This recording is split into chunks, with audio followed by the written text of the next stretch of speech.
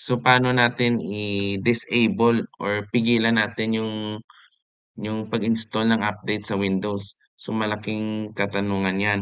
Okay, so or go to click itong search by search services or you can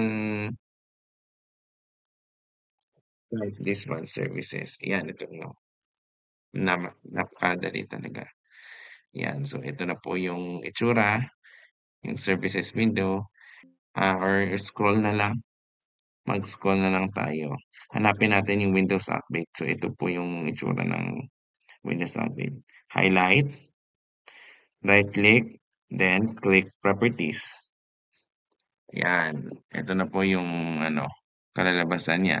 So, ang gagawin po natin, disabled. Disable natin na click Apply and click OK.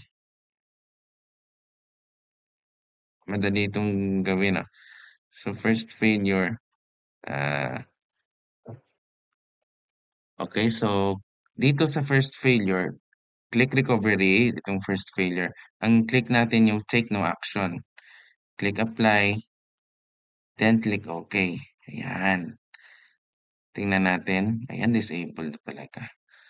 Alright, so close na natin. And then puntahan po natin yung Windows Update, no? Check for updates. Ito na po yung ito sana mag-update pero pinipigilan ko na lang ito, no? Baka mamaya baka magla-lag pa sa huli. Alright, so I hope na may matutunan po kayo sa video ito and maraming salamat sa panonood and see you again for the next video. Goodbye everyone and God bless you all.